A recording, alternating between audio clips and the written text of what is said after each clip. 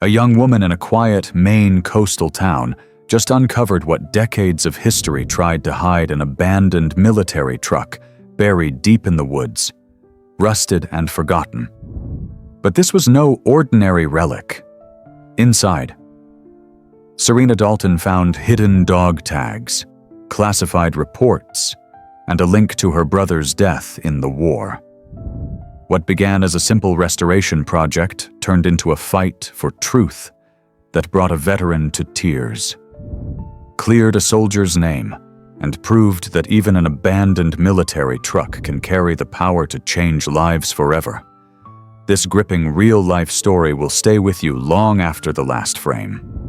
Before we dive in, tell us, where in the world are you watching from? If you enjoy stories like this, make sure to hit that subscribe button, because tomorrow's episode is truly mind-blowing. Let's get started. On the far edge of Marlowe County, Maine, where the ocean winds carried the smell of salt and pine, in equal measure stood an old weatherboard cottage with peeling blue paint and a roof that sighed under every storm. It belonged to Serena Dalton, 26, a woman who had quietly rebuilt her life plank by plank after it had fallen apart. She hadn't planned to come back here, not after losing her younger brother, Adam, to a roadside bombing in Afghanistan 5 years ago, but when her mother's health began to fail. Serena traded her job in the city for the cold Atlantic air, taking on part-time work at the docks and mending fishing nets to cover the bills. The woods behind her mother's cottage were thick with spruce and birch, tangled in fog most mornings. Locals said there were remnants of old military training grounds scattered deep in there, rusting equipment no one had touched since the 70s. Serena never paid it much attention, until the day she did. She'd been walking home from the harbor, taking the long path through the woods, when something strange caught her eye: a sliver of dull metal half buried under a blanket of leaves. She brushed the debris away with her boot, and the shape began to reveal itself: a massive front grille, its bars bent but still strong. She knelt down, heart thudding. It was a military truck, an M35 cargo hauler. By the look of it, its green paint long since faded to the color of seaweed left in the sun. The tires had sunk deep into the earth. Moss covered the headlights like cataracts. The passenger side door was ajar, and when she pulled it open, the hinges groaned like they were waking from a 40-year sleep. Inside, the cab was a time capsule: faded canvas seats, a cracked steering wheel, and a rusted thermos still sitting in the cup holder. But it was the glove compartment that made her pause. It was locked, and on the metal lid, scratched in shaky hand with something sharp, were the words, "Do not forget." She didn't know why her throat tightened, or why her hands trembled as she reached for her pocket knife. But she knew, with an ache she couldn't explain, that this was not just scrap metal. By the time the sun dipped low and the mist began to curl between the trees, Serena had made up her mind. That night, she returned with a tow chain, a flashlight, and the stubbornness her brother used to tease her about. By midnight, the truck sat in her backyard, silent, hulking, and waiting. She didn't know it yet, but this truck carried more than rust and memories. It carried the truth, and someone, somewhere, had been waiting decades for her to find it. The next morning, the fog rolled in from the bay so thick it turned the world to watercolor. Serena stood in the backyard, coffee mug in hand, staring at the truck as if it might speak first. Up close in daylight, it was even more haunting. The chipped paint, the bullet scar on the driver's door, the faint smell of mildew and oil. It all carried the same strange weight as the words she'd seen scratched into the glove box: "Do not forget." She couldn't stop wondering who had written it, and why. For hours, she simply circled the vehicle, brushing away pine needles and mud, cataloging every dent and crack as though she were reading a language only the truck could speak. Finally, she climbed into the cab, wedging herself behind the wheel. The glove box lock was stubborn. She tried her pocket knife again, but it barely budged. Then she noticed something odd. The screws on the lower panel beneath the dash didn't match. Her heart gave a sharp kick.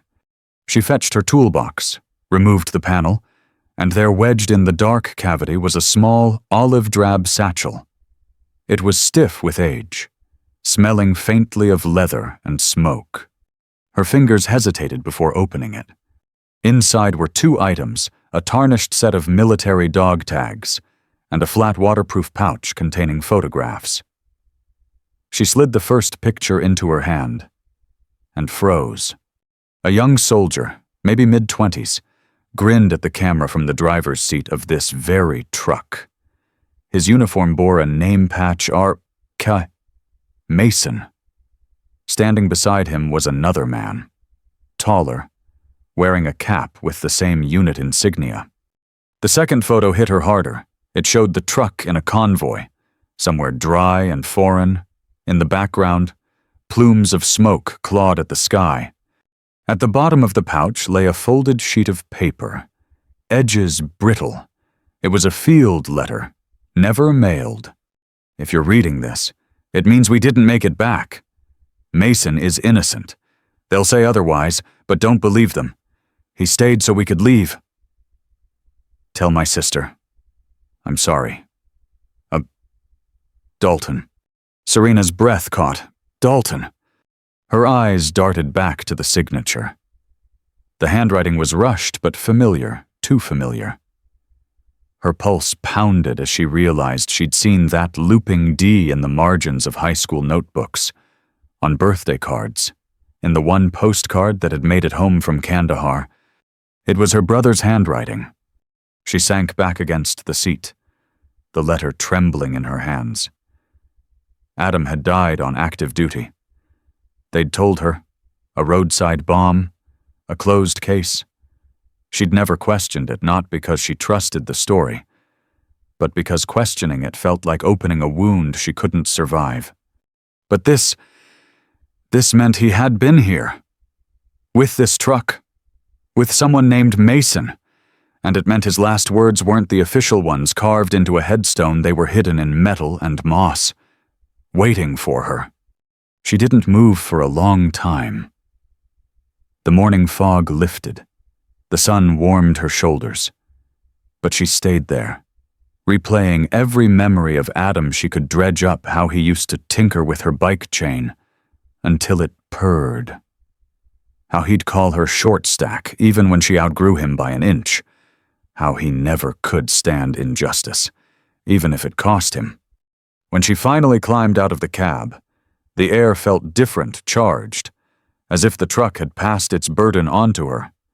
The rest of the day, she worked, not on the engine, not yet, but on the body. She scraped moss from the hood, polished the headlamps until they caught the afternoon light, and hosed away decades of dirt. Every dent she touched felt like a bruise from a story she didn't yet know. By dusk, her hands were raw, her knees sore, but her resolve was iron. She carried the satchel inside, placed the dog tags on the kitchen table, and set the photographs beside them. Then she opened her late father's old footlocker, the one she hadn't touched since Adam's funeral. It was mostly filled with family things, her mother's wedding album, her own kindergarten drawings. But at the bottom was something she didn't remember seeing before: a cassette tape wrapped in a square of army green cloth. She dug out an old tape player from the attic, popped the cassette in, and pressed play. Static crackled. Then a voice she hadn't heard in 5 years filled the room. Adam's voice. "Serena, if you're hearing this, something's gone wrong. I need you to find Mason. He's not what they say. He saved my life more times than I can count, and he saved others, too. But there's someone who doesn't want that known. This truck, it holds proof. Please, don't let it die here." The tape clicked off. Serena sat at the kitchen table long after dark. The hum of the refrigerator, the only sound. Her hands rested on the dog tags. Her eyes on the words scratched into the glove box, burned into her mind. "Do not forget!" For the first time since Adam's funeral, she spoke aloud to him. "I won't." Outside, under the dim porch light, the truck stood like a sentinel, silent, scarred, but still here, and somewhere out there. A man named Mason might still be waiting for someone to believe him.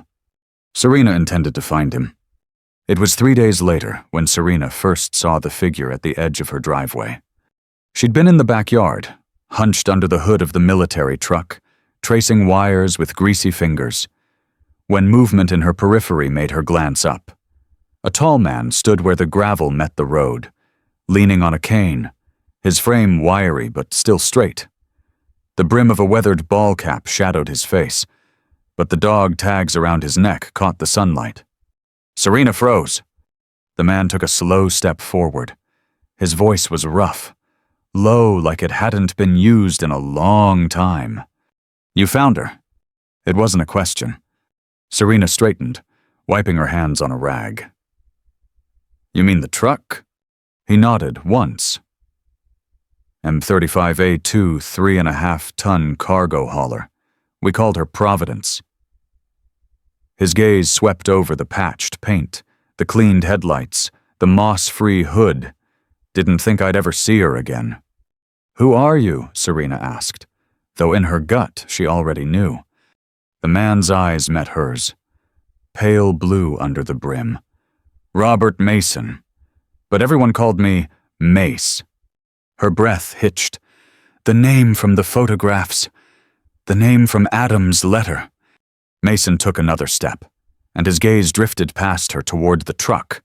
His jaw tightened. "Last time I saw her, she was covered in dust, parked at a checkpoint halfway across the world. We didn't make it past that checkpoint together." Serena reached into her pocket, fingers curling around the dog tags she'd been carrying since she found them. She stepped forward and held them out. "These are yours, aren't they?" Mason's hand trembled as he took them. He stared at the worn metal like it was a relic, thumb brushing over the engraved letters. For a moment, his shoulders sagged, and his eyes shone wet. "I thought they were gone," he whispered.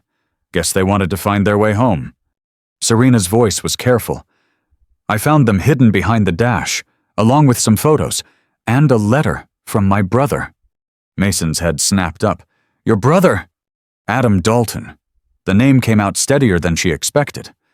He froze, blinking hard, as if he'd just been struck. "Adam was your brother?" "Yes."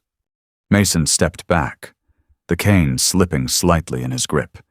He turned toward the road, as if trying to catch his breath, then back to her. I thought they told you everything. They told me he died in a bombing, that was all." Mason's jaw worked, like he was grinding the truth against years of silence. Then he said, "That wasn't the whole story. Not even close." He motioned toward the porch. "Mind if we sit? It's not a short thing to tell." Inside, Serena poured coffee into 2 mismatched mugs. Mason sat at the table, the dog tags resting in front of him, his cane leaning against the chair. For a while, he just wrapped his hands around the mug, staring at the steam. "When it happened," he began slowly. "We were transporting civilians out of a danger zone. Orders came down to pull out, leave the last convoy, and fall back. I knew if we did that, the families in the rear truck wouldn't make it. Adam knew it, too." His voice thickened. "We stayed. Bought them enough time to get clear. But the brass didn't like that we disobeyed. When the bomb hit, they used it as proof we'd been reckless. Said Adam went rogue following me. They shipped me home under a shadow and buried the truth along with him." Serena gripped her coffee so hard her knuckles ached. "Why didn't you say anything?" They'd already decided. If I fought, they'd drag his name through the mud, call him insubordinate, dishonor his service. I couldn't let that happen. So I kept my mouth shut. Silence filled the kitchen, heavy as the fog outside. Finally, Mason glanced toward the truck in the yard. That old girl, she's more than metal. She was there, she saw it all, and now so have you.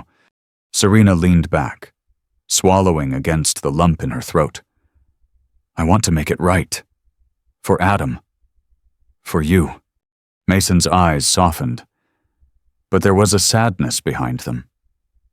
Making it right means bringing up ghosts that don't rest easy. I'm not afraid of ghosts, she said. I'm afraid of forgetting. For the first time.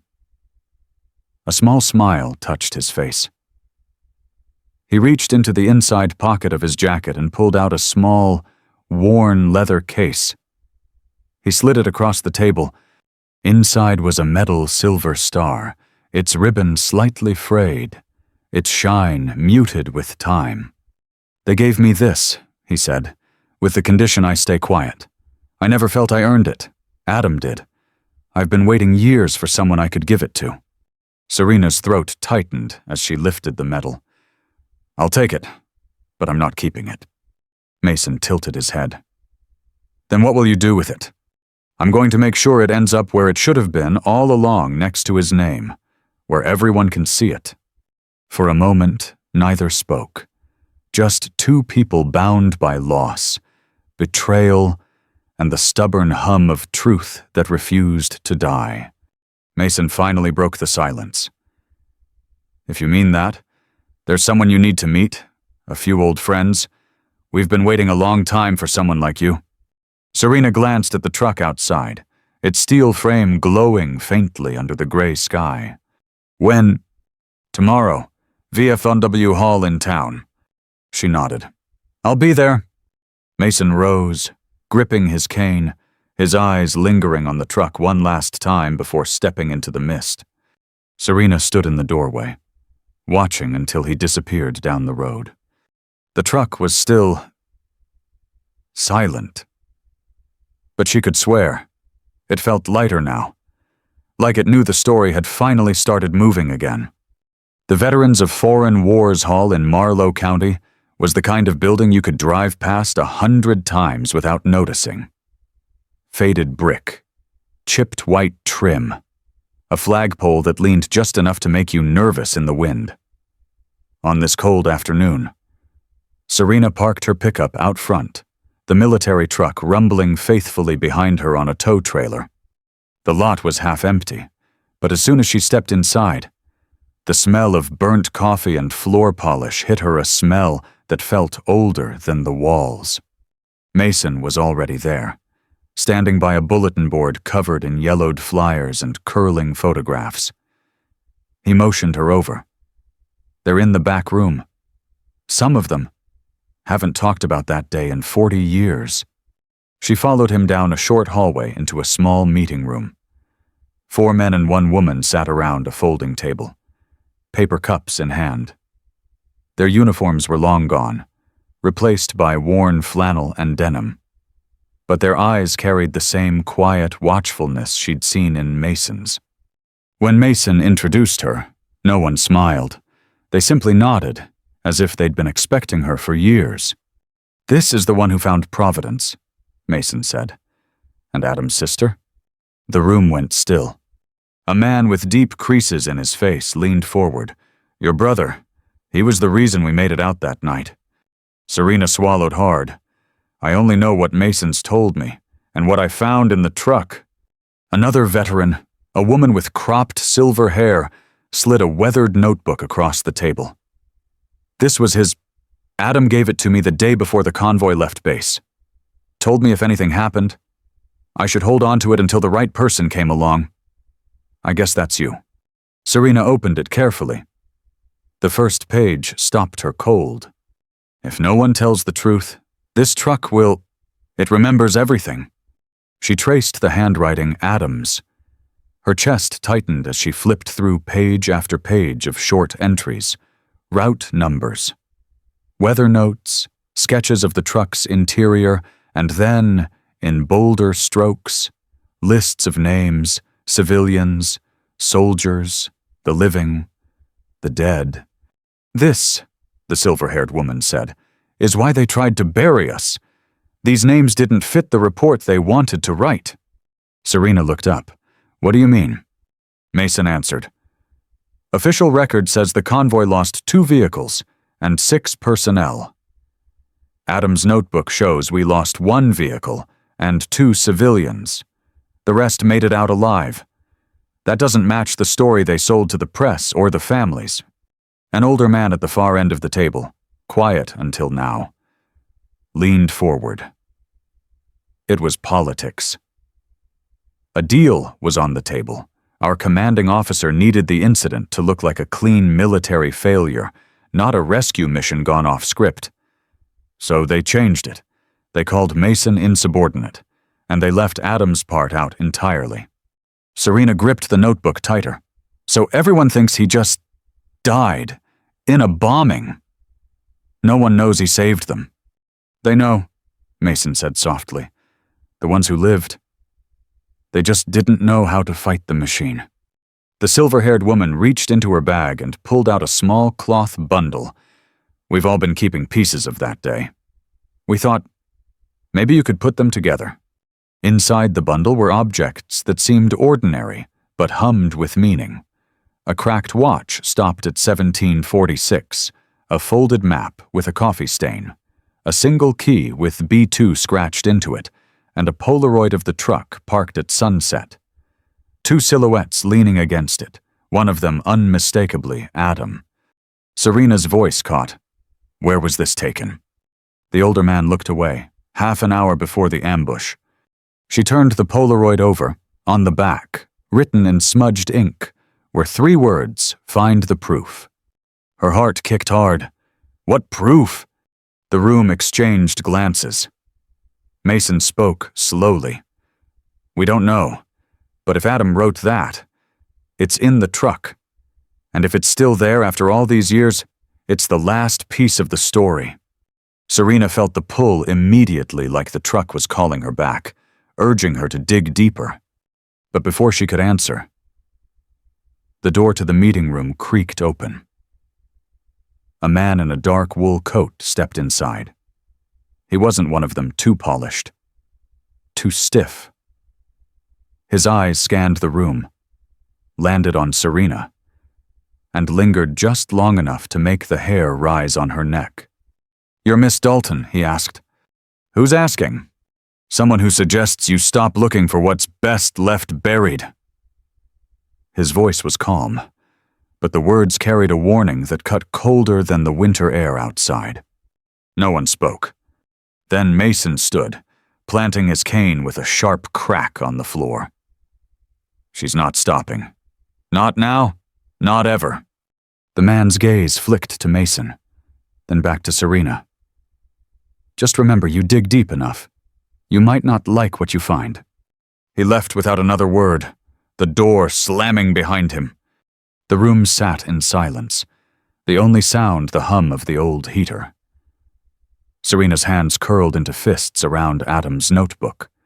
"I think," she said finally, "we just found our next step. And somewhere outside, in the cold gray parking lot." Providence waited silent, but not still. The next morning, frost clung to the truck's mirrors like thin lace. Serena stood in the backyard, Adam's notebook tucked under her arm, staring at the hulking shape of Providence. The warning from the stranger at the VFW hall still echoed in her head. But so did Mason's words. She's not stopping. Not now. Not ever. She climbed into the cab, closed the door against the cold, and set the notebook on the passenger seat. The pages felt heavier than paper should. She flipped to the last entry Adam had written. It was brief 2 sentences and a crude sketch of the truck's dashboard. Key B2 is the lock, under the heart. Serena frowned, glancing at the small metal key the veterans had given her yesterday. It was worn. The B2 barely legible, She ran her hand along the dashboard, her fingers tracing every seam, every screw, until she reached a small patch of steel where the paint had worn away in the shape of a lopsided heart. Her pulse quickened. She slid the key into a nearly invisible slot beside the glove compartment hinge. It turned with a stubborn click, and a hidden panel popped open. Inside, wrapped in waxed canvas, was a metal box the size of a lunch tin. She set it on her lap, hands trembling as she unlatched it. Inside were reel-to-reel audio tapes, each labeled with a date and a location. Alongside them was a stack of manila envelopes, edges curling from age. The first envelope she opened contained typewritten field reports stamped with a red classified across the top. But these weren't the polished summaries the public would have seen. These were raw dispatches, complete with timestamps, casualty counts, and coordinates. And in the margins, in Adam's handwriting, were corrections. Whole lines struck out, replaced with the truth of what happened. The truth the military had erased.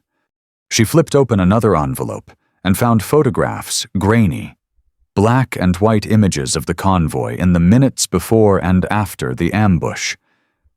In one, Mason was hauling a child into the back of Providence, while Adam covered him with his rifle.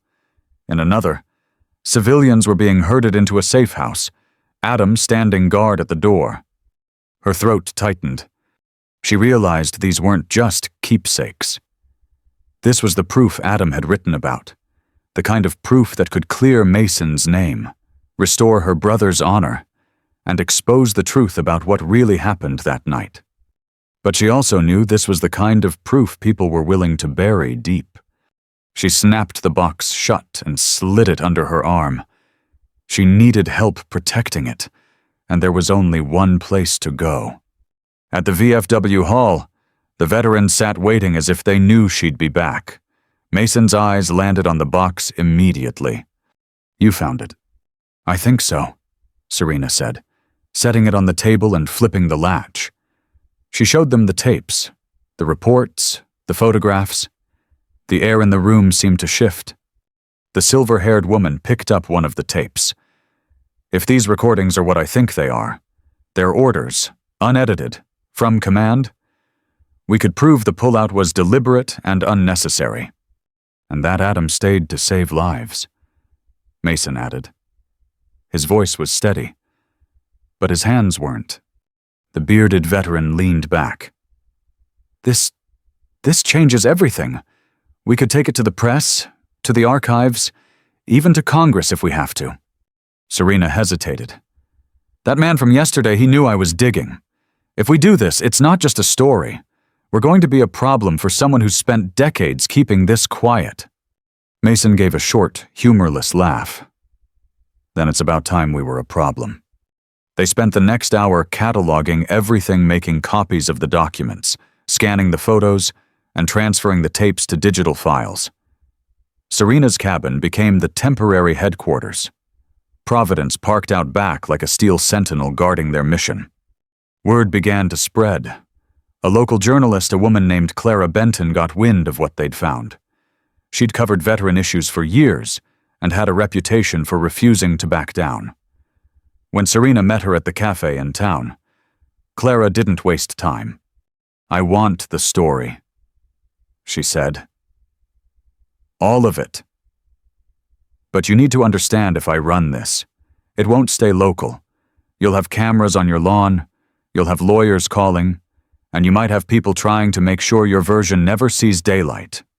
Serena thought of Adam's notebook, the scratched words on the glove box, Mason's quiet resolve. "Then we run it," she said, "because the truth doesn't do any good locked in a box." Clara leaned back, a small smile on her lips. "All right then, let's make some noise." That night, Serena stood alone beside Providence. The frost was gone, replaced by a pale moonlight that made the truck's scars gleam silver. She rested her hand on the cold steel, feeling its stillness like a held breath. "We're going to tell it, Adam," she whispered. "All of it. Somewhere deep in the woods. An owl called into the dark." The truck didn't move, didn't make a sound, but she could swear it was listening. Tomorrow, the fight would begin, and she would not be alone. The storm started the moment Clara's article went live. By sunrise, Serena's phone was buzzing non-stop unknown numbers, blocked calls, voicemail after voicemail. Some were veterans thanking her for speaking out. Others were reporters fishing for quotes. A few were warnings cloaked in politeness, telling her to drop it before it gets messy. She ignored them all. The real noise wasn't on her phone. It was in the faces showing up at her cabin. Within 2 days, Providence's trailer was surrounded by people. Some came alone, some in pairs, all carrying something they'd kept hidden for years. A dented helmet, a tattered flag, dog tags on frayed chains.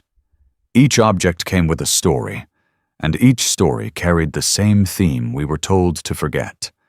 Serena listened to every single one. She'd stand in the yard, notebook in hand, scribbling down names, dates, and fragments of truth. It didn't matter if the details were messy or incomplete. They mattered because they were real. She could feel herself changing. The woman who once kept her head down and avoided attention was now leading impromptu gatherings on her back porch. She'd learned to speak with conviction, to look someone in the eye, and promise their story wouldn't be lost. And she kept those promises. One afternoon, Mason arrived carrying a crate. Inside was an old shortwave radio, the kind he said they used during the war. "I thought we could use it," he told her. "Not for talking, for listening." They set it up in the garage, its static-filled hum becoming part of the soundtrack of her days. On good days, they caught fragments of veteran-run stations trading news. On others, it was just white noise, oddly comforting in its constancy. The garage was changing. 2. What had once been a dusty space for fixing fishing boat engines now looked like a living archive. Shelves were lined with labeled boxes of donated items, folders of transcripts, USB drives filled with scanned photos. Mason called it the vault. It wasn't just for storage, it was a promise. One night, about 3 weeks after the article broke, Serena hosted what she jokingly called a memory night. It wasn't really a joke, more of a test. She opened the garage doors, set out folding chairs and thermoses of coffee, and told anyone with a story to come. She expected a handful of locals. Nearly 40 people showed up. The air was thick with cigarette smoke and the low murmur of conversation.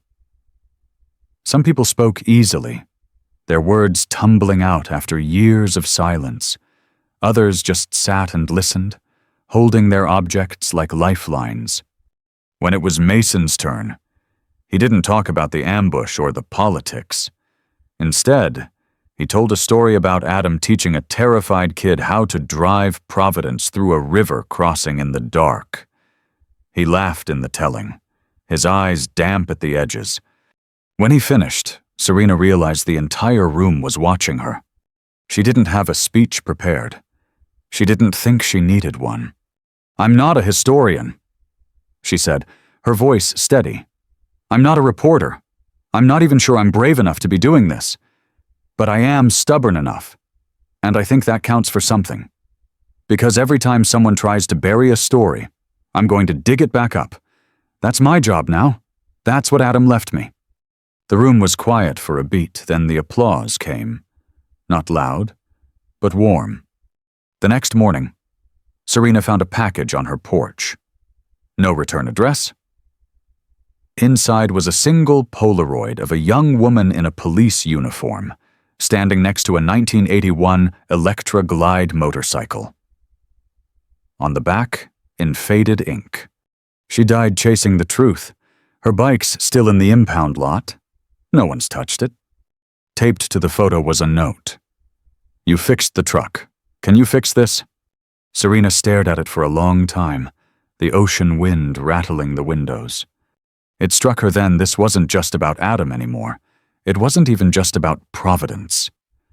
People were starting to see her as someone who could hear the silenced and give them back their voices. That realization was both humbling and terrifying.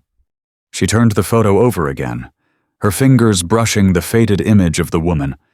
"All right," she murmured to herself. One more story. She had no idea where it would lead.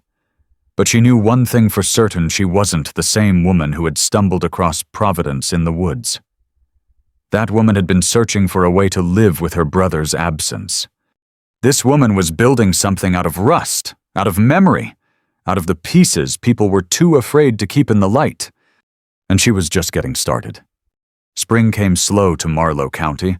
The last snow melted in stubborn patches along the roadside, and the ocean wind carried more salt than frost. Serena spent the season in a blur, splitting her time between the garage, the vault, and meetings with Clara as the story of Providence continued to ripple outward. By now, the truck wasn't just hers. It belonged to every veteran who had been told their truth didn't matter, every family who had been handed a folded flag without the real story. People came from other states just to touch it, to run their hands along its battered frame like a relic in a cathedral. Serena never called herself a leader, but the community had started to see her as one. She still wore her grease-stained coveralls and tied her hair back with the same red bandana. But now she stood at the center of something bigger, something she didn't fully understand yet. The day it all came full circle started like any other. Serena was cleaning the carburetor on a fishing boat engine when Mason walked in, his cane tapping on the floor. He carried an envelope with the official seal of the Department of Defense. "They're reopening the case," he said without preamble. "The tapes, the photographs. Adams notes they've agreed to review all of it."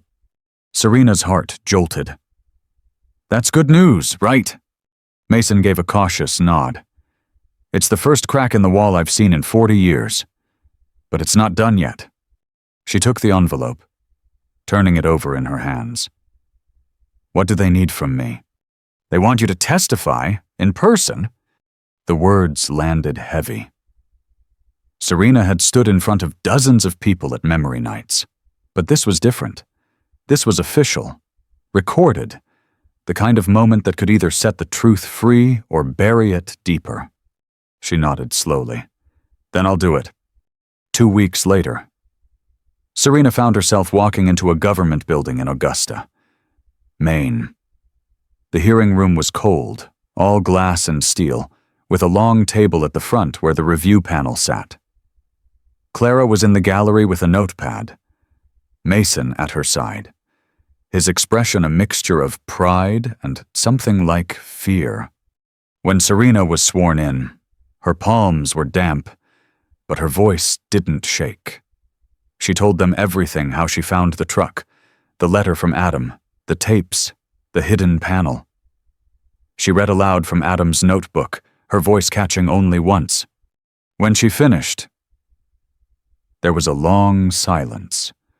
One of the panel members, a woman with sharp eyes and silver hair, finally spoke. "Miss Dalton, you understand this testimony will become part of the official record." Serena met her gaze. "That's the point." 3 months later, the verdict came. Robert Mason's record was cleared. His Silver Star was reinstated officially this time, and Adam Dalton was posthumously awarded the Bronze Star for valor. The Department of Defense issued a formal acknowledgement of the civilians saved that night, amending the official report to match the truth Adam had written in his notebook. The veterans gathered at the VFW hall to hear the news together. When Mason's name was read aloud, the room erupted in applause. But when Adam's name followed, the sound changed quieter, heavier, a standing ovation for a man who wasn't there to see it. Serena stood in the back, her eyes fixed on the folded flag Mason held against his chest. For the first time since finding Providence, she felt something like peace. The Smithsonian called a week later. They wanted Providence, not forever, They promised but for a year-long exhibit on military vehicles that had borne witness to history. They wanted Adam's notebook, the photographs, the tapes, everything that told the story. Serena hesitated. She wasn't sure she could let the truck out of her sight. But Mason laid a hand on her shoulder. "Let her go," he said. "She's got more people to talk to."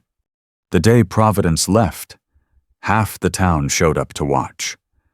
The tow truck backed into the driveway, the straps pulled tight, and Serena stood by the driver's side door one last time. She pressed her palm to the cold steel. "You did good," she whispered. When the truck rolled away, she didn't feel empty. She felt lighter. Summer settled in, and with it came the next chapter. The Polaroid of the woman in the police uniform still sat pinned above Serena's workbench. The note beneath it. "Can you fix this?" She'd already filed the request to retrieve the motorcycle. The department had agreed. It would arrive in a week. That night, Serena stood in the quiet garage, staring at the empty space where Providence had once sat.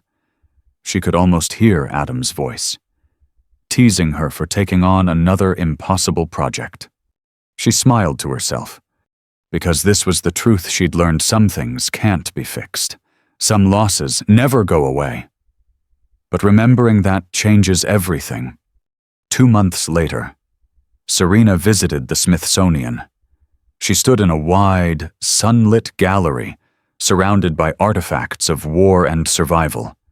And there, under soft lighting, was Providence cleaned but still scarred, Adam's dog tags hanging from the rear-view mirror. She watched as visitors circled the truck, listening to the recorded audio of Adam's voice from the cassette she'd found. She saw strangers wiping their eyes. She saw children pointing at the photographs, asking questions their parents struggled to answer. And she realized the truck wasn't silent anymore. It was speaking, and people were listening. Back in Marlowe County, Serena's garage kept its doors open. People still brought her broken engines and broken stories. She still wore her coveralls and kept her red bandana in her back pocket. But now, she carried something else too, the knowledge that the smallest act of listening could change the shape of history. On the wall above her workbench, she hung a new sign: Dalton Restorations, where machines remember. And under it, in small, hand-painted letters, because the truth doesn't die, it just waits for someone to hear it. Serena never saw herself as a hero, just a mechanic with stubborn hands and a willingness to hear what others tried to hide. But heroes aren't always the loudest in the room. Sometimes, they're the ones willing to stand still and let the silence speak. Anyone can fight for the truth if they're stubborn enough to keep digging, and brave enough to keep listening. Because for Serena, and for those who followed, the truth was never something to bury. It was something to bring into the light. The end. Up next, 2 more powerful stories are waiting for you. Click to keep uncovering with us, and don't forget to hit subscribe if you believe some truths are worth fighting for.